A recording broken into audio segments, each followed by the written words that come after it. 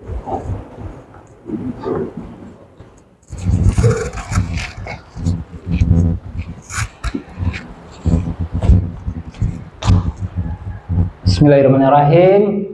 Assalamualaikum warahmatullahi wabarakatuh. Besar ya Pak suaranya ya Pak ya. Jadi kalau nggak saya besarkan suaranya di akhir-akhirnya Pak, nanti Bapak malah ngeliat kayak kancil lagi lompat-lompat aja sini Pak. Jadi jujur sebenarnya saya udah berusaha makan banyak gitu ya Pak. Bahkan udah ikut fitness gitu kan. Tapi ya badan saya segini-gini aja gitu. Itu yang belakang Bang Sudi Bardiono bukan tuh? Nah itu kemana separuh ton kemana pergi ya? Dijual kemana itu? Dijual ke toke daging gini Pak. Dulu badannya besar tuh Pak. Orang-orang seperti ini nih Pak, kalaupun dia tidak dilatih untuk nih Pak, tetap gitu, kekar. Nah, saya maunya kayak gini Pak, tapi ya sudahlah Pak. Makanya saya berusaha membesarkan suara ini nggak cuma ngagetin Bapak gitu. Saya juga lagi ngagetkan diri saya sendiri gitu. Karena dari tadi itu saya ngantuk luar biasa gitu. Ini akibat ibu-ibu BNPB ini juga nih ngasih saya makan tadi Pak siangnya. Ngantuk jadinya gitu. Makannya enak Kak? Makasih Kak. Jadi Pak, mumpung karena udah terakhir nih Pak ya, saya paham betul nih Pak. Bapak-bapak sudah capek gitu kan, sudah ngantuk, gitu, lelah ya. Pasti pengennya tuh gimana biar cepat aja lah Bang. Nah gitu kan. Saya tahu perasaan bapak-bapak itu. Gimana Pak? Kita lanjutkan dengan waktu dan tempo secepat, sesingkat-singkatnya gimana Pak? Setuju Pak? Oke siap. Jangan nanti Bapak dah setuju saya ngantuk kan? Bapak pun ngantuk, tidur berjamaah kita di sini Pak. Oke Pak, lanjut Kak. Kita main cepat aja Kak. Nah, jadi Pak, ini sebenarnya pelanjutan dari apa yang dibacakan oleh Dokter Anam tadi Pak. Kalau Dokter Anam ke bagian nomor poin 1, poin 2, saya ke bagian nomor 3 dan nomor 4 Pak. Oke Pak, kita janji cepat. Jadi yang ketiga itu strategi pengendalian yang ketiga itu biosecurity ya Pak ya, biosecurity dan sanitasi ya. Izin ya Pak ya, sebenarnya saya malu gitu Pak. Sepertiga dari bapak-bapak yang duduk ini saya tahu orang ini Pak, rekan-rekan saya semua nih Pak. Jadi kalau saya bicara agak-agak ilmiah sedikit nanti takutnya saya ditertawakan Pak ya. Mereka tahu kemampuan saya gimana Pak.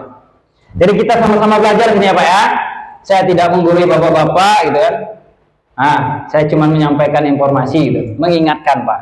Kita saling sama-sama mengingatkan, saling ini gitu. Karena yang diminta dari bapak-bapak BNPB ini tadi satu Pak. Apa namanya? Memotivasi kembali gitu, bapak-bapak untuk bersemangat beternak gitu. Dan seandainya wabah PMK ini kembali menyerang di daerah kita, kita sama-sama berjuang gitu. Nah, kita berarti sama-sama bekerja, sama-sama berjuang. Itulah tuntutannya Pak.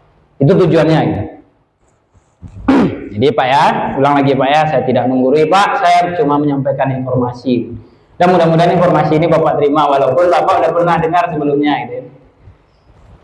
Jadi apa itu biosecurity Pak? Patah-patah lidah saya Pak, ini bukan bahasa kita ya Pak. Maklum Pak.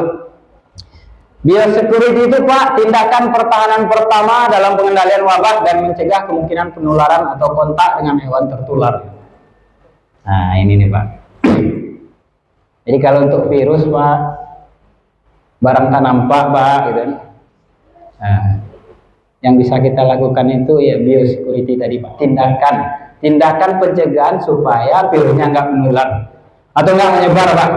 Kita persempit geraknya Pak gitu ya. Cemana supaya dia itu tidak dikasih kebebasan untuk bergerak sebisa ya. Tapi gimana gitu Pak? Gimana kita mau pergerakannya? Dia itu nampak ya Pak. Nah, luar biasa tugas kita Pak. Berkelahi dengan barang tak nampak itu. Bapak berkelahi dengan saya gampang ya Pak. Doka aja selesai kan Pak ya. Nah, tapi berkelahi dengan virus ya.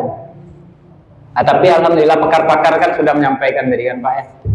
Bagaimana itu virus, bagaimana penanganannya ya. Nah, alhamdulillah saya sebenarnya dapat kebagian yang ringan-ringan gitu ya. Melanjutkan. Jadi Pak, karena barang itu tak nampak ya Pak ya. yang bisa kita lakukan tuh biosecurity Pak. Bagaimana memberi jarak gitu Pak. Kalau ada sapi kita yang tapi Pak, tunggu dulu Pak. Ini ibu-ibu yang bertiga ini benar-benar peternak atau gimana nih? Saya buat ini udah kesempatan kelima saya turun Bu.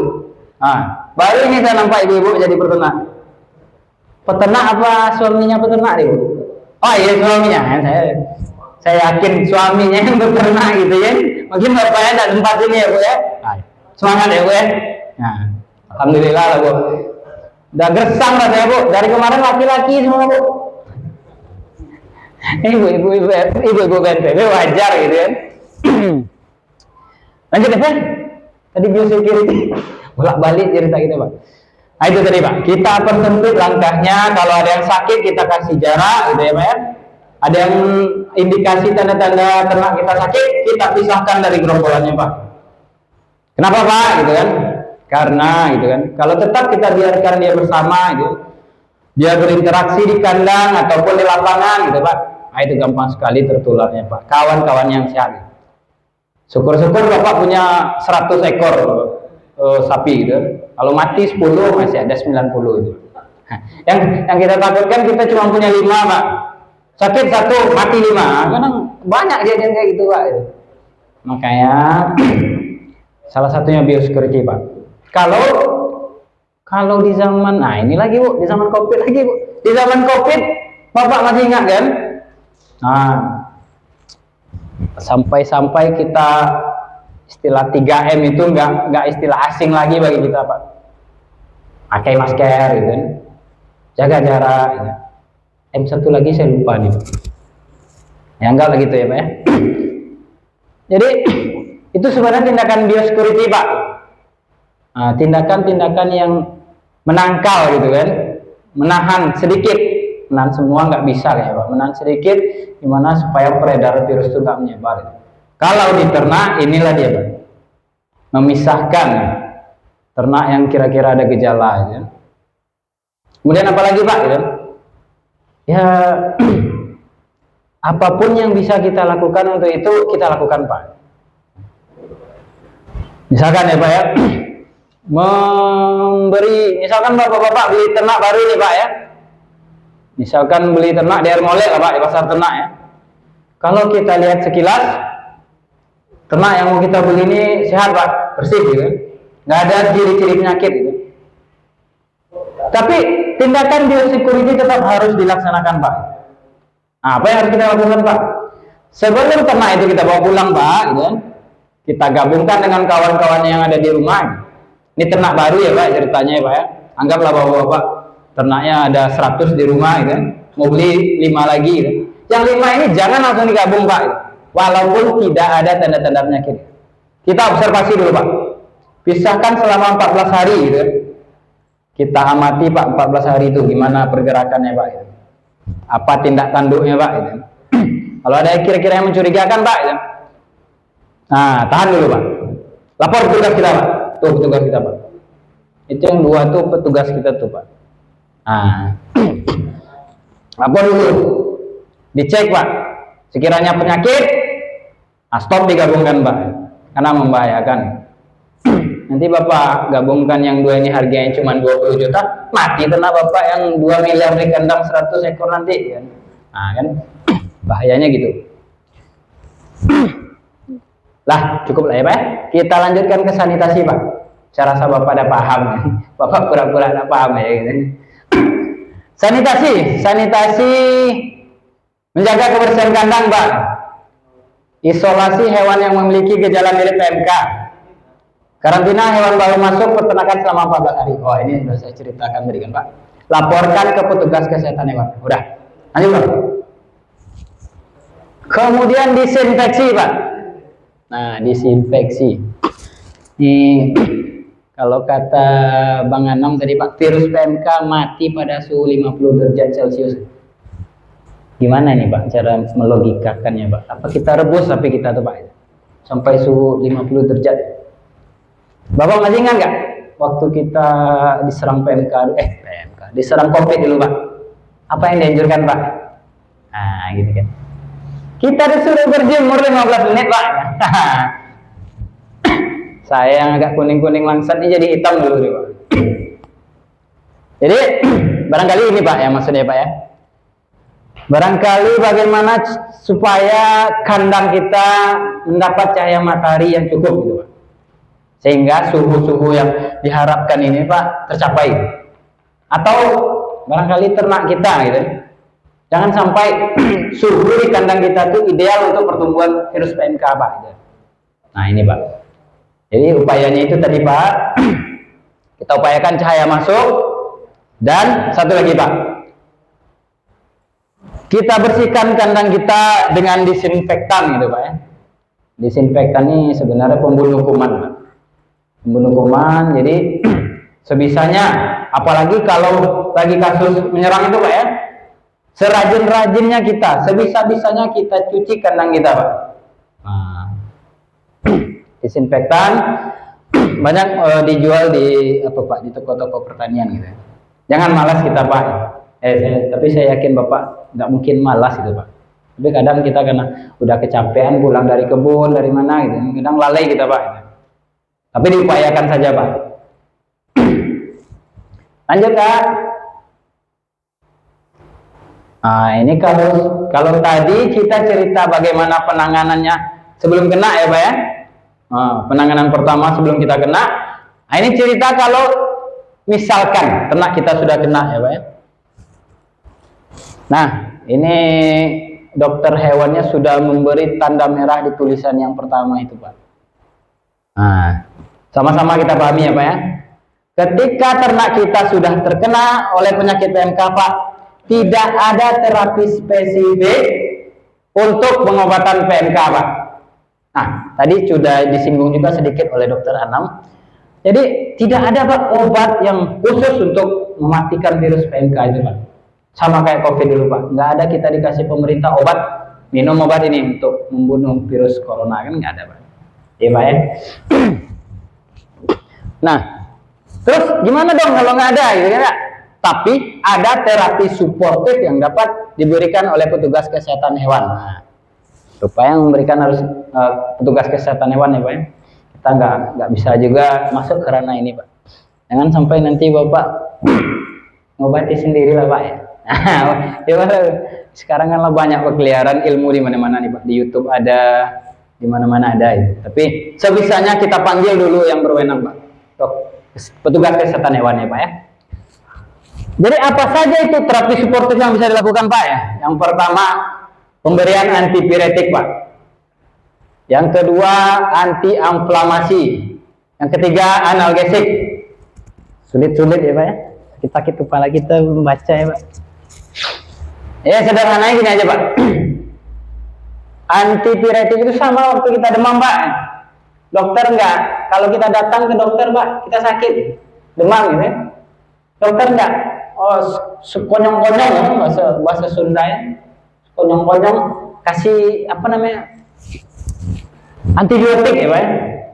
Pembunuh kuman langsung gitu Pak. Pasti yang dikasih ke bapak-bapak itu inilah antipiretik, penurun panas, anti peradangan gitu, anti apa lagi? Anti stres. Itulah Pak, anti peradangan, anti penurun panas, gitu kan? Anti nyeri, nah itu dia. Cepat lupa saya tadi Pak. Nah itu Pak, sebenarnya kita demam, itu yang kita makan ya Pak. Kadang dengan prokol kita sehat gitu ya Pak. Di prokol itu kompleks ya Pak. Ada antipiretik, anti-inflamasi, anti-analgesik. Jadi enggak semata-mata kalau ini sakit virus langsung diterjang dengan antibiotik tadi, enggak Pak. Kemudian multivitamin. Vitamin A, vitamin D, E dan B kompleks. Nah ini Bang Jul paham kali ini. Iya kan Bang? Kemudian pemberian mineral. Jadi Pak, 1, 2, 3 itu Pak fungsinya sama sebenarnya. Maksud saya itu samanya itu sebagai supporting aja Pak. Mensupport ya. Bapak-bapak dan ibu pasti sudah tahu kalau penyakit yang disebabkan oleh virus, apa yang harus kita lakukan Pak? Memperkuat pertahanan diri gitu kan Pak ya. Nggak ada obatnya selain itu Pak. Jadi tubuh kita sendiri yang melawan gitu. Tapi disuplai juga tubuh kita, jangan dibiarkan saja Pak. disuplai dengan kebutuhan-kebutuhannya. Misalnya tubuh kita mau perang nih Pak ya, imunitas kita mau perang gitu, tapi nggak punya senjata ya, nggak ada sepatu bot, nggak ada apa-apa gitu, nggak ada bom, nggak ada semacam, ya sengsara lah dibikinnya sama musuh kita virus tadi gitu Pak. Tapi kalau bapak-bapak lengkap dengan senjata AK-47 misalnya, misalnya tank ya kan, dia siap perang Pak gitu. Nah ini, nah jadi dengan sendirinya virus itu bosan gitu ya, kabur, pindah ke tempat lain gitu, atau pindah ke ternak tetangga gitu Pak. Nah itu yang ini ya Pak, yang lucu gitu. Nah jadi ketiga terapi suportif ini semata-mata untuk mempertahankan tubuh ternak gitu Pak. Nah itu Pak, lakukanlah ini Pak ketika terjadi pengobatan PMK. Namun yang berwenang melakukannya ya itu tadi petugas kita, petugas kesehatan kita Pak. Udah lanjut Bang. Nah ini laporan kasus PMK Kabupaten Indragiri Hulu. Nah ini memang bukan data terbaru ya Pak. Ini data tahun 2022 kalau nggak salah nih Pak. Oh ini dibantu abang ini. Wah 246 Pak. Paling tinggi Indragiri Hulu Pak. Waduh. Jadi kita di sini kemarin paling tinggi di Indragiri Hulu Pak. Nah, apa penyebabnya? Ya Allah alam ya Pak ya. Tapi yang jelas Pak, karena rata-rata di Sungai Lala, termasuk tetangga kita LBJ, Layang, itu rata-rata sistem peternakan kita, sistem peternakan umbaran ya Pak ya, lepas gitu ya Pak ya, sehingga membuka peluang sekali untuk peredaran virus ini Pak, berpindah menyebarnya virus ini gampang sekali itu. Karena kita tidak mungkin mengontrol sapi berinteraksi di lapangan ya Pak, apalagi di kebun-kebun sawit. Ada Pak yang numpangkan sapinya di kebun perusahaan sini Pak? Tak ada ya Pak ya? Tak ada. Berarti tapi di kebun pribadi ya Pak ya? Ini. Nah, barangkali disitulah terjadi pertemuan antara interaksi ya Pak ya, antara sapi berjumpa dengan sapi atau melakukan perkawinan gitu kan. Inilah yang menyebabkan penyebaran virusnya cepat di tempat kita Pak, ketimbang di daerah Rengat sana ya Pak. Karena di daerah Rengat sana banyak sapi yang dikandangkan Pak. Nah cuman itu lagi Pak, tidak semata-mata sapi yang lepas liar tidak aman dan sapi yang dikandangkan aman, tidak Pak. Banyak juga kejadian. Itu peternak di Layang udah komplain tuh Pak. Iya Bang ya, sapi saya dilepas, sapi saya dikandangkan 24 jam katanya Pak. Tapi sapi tetangga saya lepas liar aja, sapi-sapi dia selamat, sapi-sapi saya tidak katanya Pak. Saya jaga 24 jam. Tuh, itu kuasa Allah lagi ya Pak ya. Kita cuma bisa berupaya Pak, termasuk hari ini. Bapak datang ke sini ini salah satu ikhtiar nih Pak ya. Bapak datang ke sini, kami alhamdulillah Pak berikhtiar untuk cari tahu lah setidaknya Pak ya. Langsung ke peta ya. Ini peta Pak, peta di mana waktu PMK terjadi, seluruh wilayah di Kabupaten Indragiri Hulu ini adalah zona merah Pak. Nggak ada yang selamat Pak. Bapak bayangkan dari ujung ke ujung kita zona merah Pak, kecuali Teso Nilo. Teso Nilo hijau di atas tuh. Nggak tahu kita ya kenapa hijau ya. Teso Nilo hijau Pak. Jadi Pak, secara ini pada umumnya Indragiri Hulu sudah terjangkit PMK seluruhnya. Ini sekedar peta Pak. Lanjut Pak. Kemudian permasalahan teknis. Permasalahan teknis. Ini permasalahan klasik ini Pak. Pertama, persoalan cakupan wilayah yang cukup luas. Itu tidak kita nafikan ya Pak ya. Indragiri Hulu ini luar biasa luasnya Pak. Ada yang sudah sampai ke Datai ini Pak. Saya sudah sampai ke Datai Pak. Kemudian akses menuju ternak yang sulit dijangkau. Ya benar. Ketiga, pola budidaya tradisional. Ini yang kita sebut tadi Pak. 80 sampai 90% semi intensif. Nah, ini yang membuka peluang untuk penyebaran virus ini Pak ya. Kemudian biaya operasional tinggi. Kalau di atasnya yang 3 itu begitu ya otomatis biaya operasional tinggi ya Pak ya. Wilayah luas, sulit dijangkau gitu. Kemudian sumber daya manusia yang terbatas. Kita mungkin di sini punya petugas berapa Pak? 6. Wah, tapi orang cuma punya 3 di sini 6. Nggak terbatas berarti di sini. Ya udahlah, berarti nggak cocok di sini. Cukup Pak? Nah, cukup. Lanjut Pak. Nah, ini dia Pak. Sebenarnya ini yang paling penting Pak, tantangan dan rekomendasi. Saya tidak menggurui Pak gitu. Saya tidak ya yang lebih paham ternak ya Bapak lah Pak. Kalau saya ini lah Pak. Saya cuman bisa menghimbau ya Pak ya. Sama-sama kita Pak. Sama-sama memperhatikan, sama-sama peduli kita Pak. Karena jangankan kita ya peternak ya, dan kami insan peternakan ya Pak ya. Bapak BNPB aja peduli ini Pak. Sampai-sampai ada apa ya? Ada semacam anggaran yang dialokasikan ke sini ya Pak untuk kita gitu. Jadi Pak, cerita sedikit Pak. Ini persoalan realisasi vaksinasi yang masih rendah Pak ini. Nah, kenapa rendah kira-kira Pak gitu ya? Gini Pak, terkadang ya Pak ya, tantangan itu tidak datang hanya dari persoalan anggaran Pak, persoalan keterbatasan sumber daya manusia, gitu. Akses yang jauh, enggak itu aja Pak. Terkadang vaksin ada gitu ya Pak, sudah sampai ke kandang-kandang kita Pak. Tapi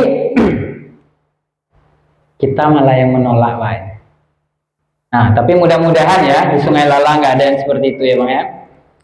Saya rasa insya Allah peternak siap untuk menerima vaksin.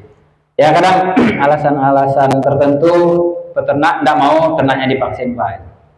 Ya mungkin mendengar di sana kemarin sapinya vaksin 1 hari setelah itu mati gitu Pak. Waduh. Nah, ini. Jadi isu-isu liar yang berkembang membuat kita kurang antusiasme untuk menyelamatkan ternak kita Pak. Jadi Pak, cobalah Pak, sama-sama Pak, nggak Bapak aja, kami juga gitu Pak, apalagi petugas gitu Pak, petugas yang sudah berjibaku di lapangan Pak ya, kita support lah Pak. Kalau ada program vaksinasi datang ke kandang-kandang kita Pak, diterima saja Pak. Insya Allah tadilah disampaikan sama dokter hewan kita Pak, vaksin aman gitu kan. Kalaupun ada kematian setelah divaksinasi Pak, mungkin latro kali badan ternak kita tuh Pak, nah, baru divaksin gitu ya. Jadi ada kemungkinan apa namanya, matinya tuh ya boleh dibilang barangkali bukan karena vaksin Pak, kebetulan mati di saat itu. Jadi Pak, kita coba ya Pak ya, kalau ada program vaksin Pak, kita terima saja Pak, bahkan kita sokong Pak, kita lapor ke petugas kita, mana ternak-ternak kita yang belum divaksin gitu, tolong Pak, tolong Bang divaksin ternak saya. Apa namanya, datangnya itu dari kita kalau bisa Pak. Nah itu Pak. Kemudian target realisasi vaksinasi pertama dan booster pertama, booster 1 ya. Nah jadi Pak, ini lagi nih Pak, cerita sedikit lagi. Covid Bapak berapa kali dulu Pak? Bapak mana? Tertidur Bapak. Bapak berapa kali dulu kena vaksin Covid Pak? 3 kali kan. Nah ini sama Pak, PMK juga gitu Pak, 3 kali gitu. Nah jadi jangan kapok Pak gitu. Jangan nanti petugas datang, kemarin sudah vaksin, sekarang vaksin lagi gitu. Ini ngapain sebenarnya, ngejar target atau gimana gitu. Jadi vaksin PMK itu sama Pak, ada boosternya juga gitu. Booster pertama, kedua, dan ketiga gitu. Nah dimaklumi Pak. Kemudian keterlibatan perangkat daerah, camat, kades, babinsa, babin Kepmenmas dalam menghimbau peternak untuk melaksanakan vaksinasi PMK. Semoga ini kan sebenarnya termasuk himbauan ya Pak ya. Kita mungkin Bapak dari BNPB, dari Dinas Pertanian tidak memaksa, tapi menghimbau sifatnya. Mudah-mudahan ini Mudah-mudahan tiap tahun bang. Kita imbau tiap tahun bang. Roadshow terus kita bang, keliling info nih bang. Nah, mudah-mudahan nanti dari apa KPBD kan berkenan lagi untuk melaksanakan hal seperti ini bang. Barangkali itu pak, nggak salah habis nih pak. Tuh, kan? Sebentar kan pak. Alhamdulillah bapak satu dari apa yang saya nampak yang nggak lemas tadi. Alhamdulillah udah ini lagi. Ya pak, mohon maaf pak, saya banyak kekurangan pak. Sekiranya kata-kata saya ada yang menyinggung, saya mohon maaf yang sebesar-besarnya pak, gitu kan. Saya bukan siapa-siapa, barangkali bapak lebih kompeten dari saya, gitu. Karena kebetulan saya punya akses legal aja untuk berdiri di sini pak. Barangkali, nah itu aja pak, yang mendorong saya untuk bisa ngomong di sini pak. Terima kasih. Assalamualaikum warahmatullahi wabarakatuh.